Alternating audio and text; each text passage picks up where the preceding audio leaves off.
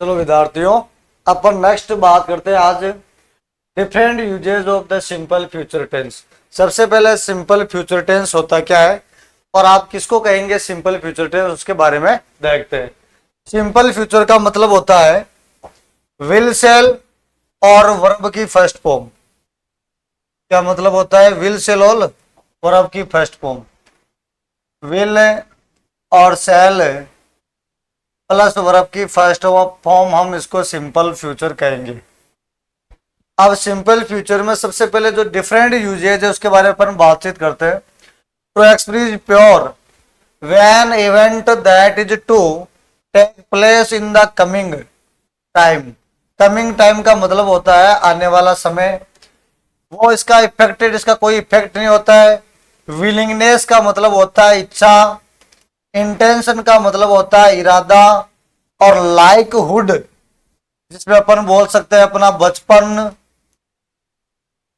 और called pure future, जो केवल अपने फ्यूचर के बारे में बातचीत करता है। यानी इस प्रकार के सेंटेंस जो हमें ये कहेंगे कि आने वाले समय में मेरी इस प्रकार की इच्छा है, इस प्रकार मैं करना चाहता हूं, यह सारी चीजें मेंशन करने के लिए future perfect tense, future tense का प्रयोग किया जाता है।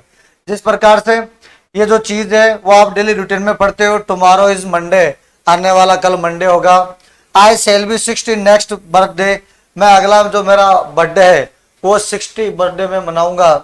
We will be 18 in June, मैं जून में 80 का हो जाऊंगा। How long will the work take, हम कितने लंबे समय तक ये सब सारी चीजें काम करेंगे। तो इस प्रकार के कोई भी सेंटेंस है, उन सेंटेंस को दर्शाने के लिए उस फ्यूचर सिंपल का प्रयोग किया जाता है, जिसमें हमारा लाइकहुड और इंटेंशन, विलिंगनेस, ये हमारे वर्ड होने चाहिए। ये हमें फ्यूचर को शो करने के लिए दर्शाए गए हैं।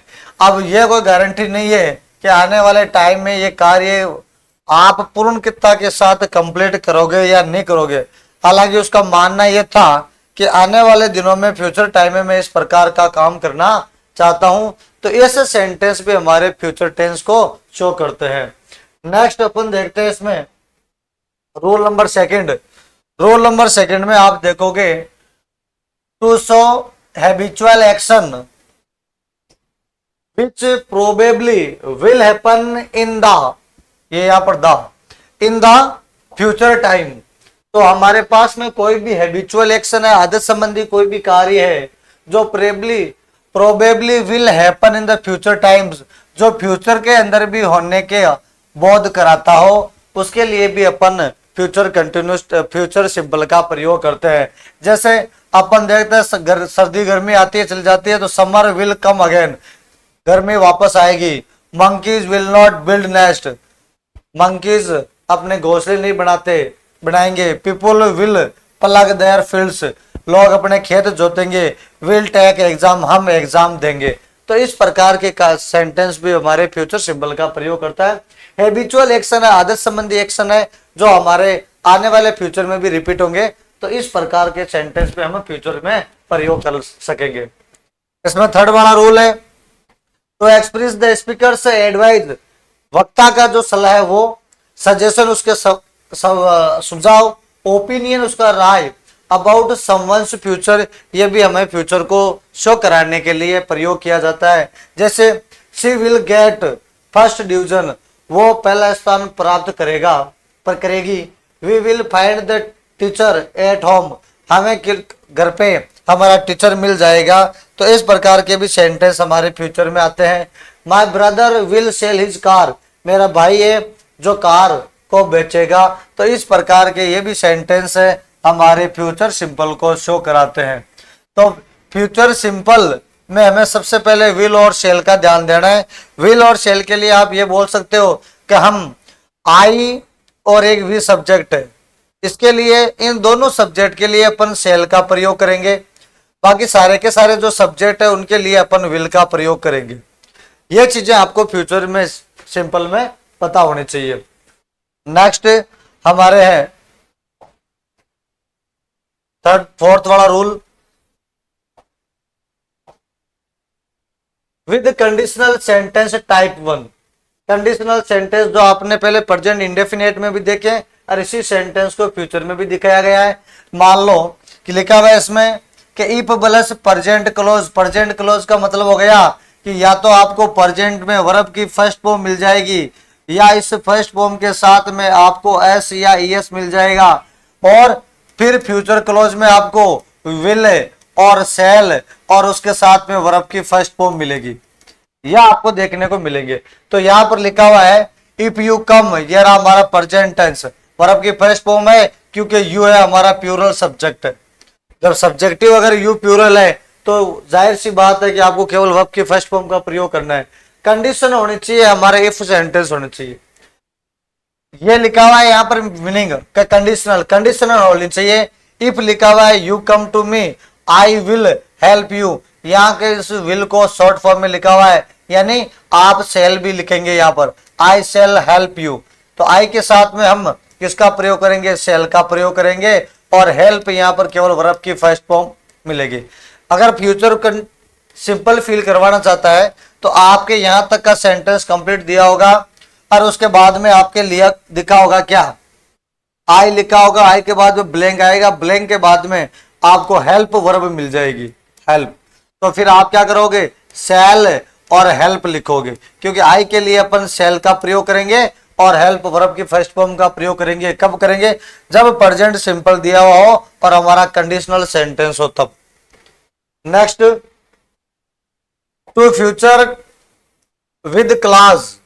कौन से क्लास के लिए, क्लास हमारा टाइम क्लास होना चाहिए, और उसमें क्या लिखा हो, उसमें लिखा हो future plus time close in present.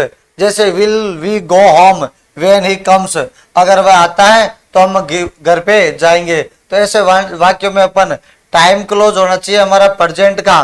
किसका टाइम क्लोज होना चाहिए, प्रेजेंट का हमारे पास में टाइम क्लोज होना चाहिए। और जो इसमें दिया हुआ है कि to express future with time clause plus future plus time clause. देखो यहां पर एक तो दिया हुआ है वेन, हमारा जो वर्ड है उस वर्ड में अपन को वेन का ध्यान रखना है। वेन यहाँ पर दिया हुआ है, एक लिखा हुआ है वी सेल गो, यहाँ पर ये सेल है, हम घर जाएंगे जब वह आता है। यहाँ पर तो मतलब जब वो यहाँ आता है तो उसके बाद हम घर जाएंगे, या हम घर जाएंगे जब वह यहाँ आए। तो इस प्रकार का भी ये टाइम क्लोज वाला है। ये टाइम क्लोज हमारा प्रेजेंट में वेन लिखा हुआ है, इसके बाद में ये कम्स प्रेजेंट लिखा हुआ है, इसलिए इस वाक्य में हम सेल और गो फ्यूचर का प्रयोग कर देंगे। नेक्स्ट वाला जो रूल है हमारा वो है uses of the future continuous form. Future continuous form का हमारे पास में जो यूजेज है वो अपन देखेंगे कि पहले तो बात है कि हम फ्यूचर कंटिन्यूस का प्रयोग करेंगे का, और फ्यूचर कंटिन्यूस होता कैसे। तो फ्यूचर कंटिन्यूस के लिए आपको सबसे पहले ये देखनी पड़ेगी हेल्पिंग वर्ब है इसकी, एक तो विल और एक हेल्पिंग वर्ब है इसकी सेल, और उन दोनों के लिए आपको बी लगेगा। जो हमारी वर्ब की फॉर्म है उसके साथ में आपको आईएनजी लगाना पड़ेगा। तो ये हमारी will shall plus be verb की फर्स्ट फॉर्म के साथ में आईएनजी, ये भी हमारे फ्यूचर कंटिन्यूस टेंस की बातचीत होती है। अब उसमें आप सेंटेंस भी देखेंगे, the students will be studying, the teacher will be teaching. तो ये रहा विल बी और यहाँ पर रहा विल बी स्टडिंग। तो यहाँ पर जो वर्ब है वो आपकी है स्टडी, और यहाँ पर वर्ब है जो आपकी है टीच, टीच। तो टीच के साथ आप भी लगाओगे क्योंकि इसमें ये है विल बी और सेल बी, इसकी एचवी बनती है, एचवी, एचवी आपकी बनेगी, एक तो बनेगी विल बी और एक बनेगी आपकी सेल बी, दो हेल्पिंग वर्ब बनेगी आपकी। तो इसलिए यहां पर बी का प्रयोग किया है, और विल और सेल आप अपन सब्जेक्ट के अकॉर्डिंग लगा देंगे। ठीक है, नेक्स्ट इसमें अपन पढ़ते हैं क्या बोल रहा है ये फर्स्ट वाला रूल। वो ये कह रहा है कि to express an action an event, मतलब कोई भी कार्य या कोई भी ऐसी घटना जो continuous, that continuous a particular point of an time in future. क्या फ्यूचर का हमारे पास में कोई भी पॉइंट ऑफ टाइम होना चाहिए। The action begin earlier than the time of speaker and the accepted to remain continuous from some time in future. वो कह रहा है कि कोई भी हमारा एक्शन और हमारा कोई भी जो कार्य है घटना है वो कंटिन्यूस होनी चाहिए पर्टिकुलर पॉइंट ऑफ टाइम। कौन से पॉइंट ऑफ टाइम में? फ्यूचर का कोई भी पॉइंट ऑफ टाइम होना चाहिए। जैसे अपन इसके लिए वर्ड ले सकते हैं 2025, 2027, इस प्रकार के आने वाली कोई भी अपन डेट या ईयर अपन ले सकते हैं। और कोई भी एक्शन जो बिगेन हुआ है अर्ली, जल्दी से शुरू हुआ है, कब?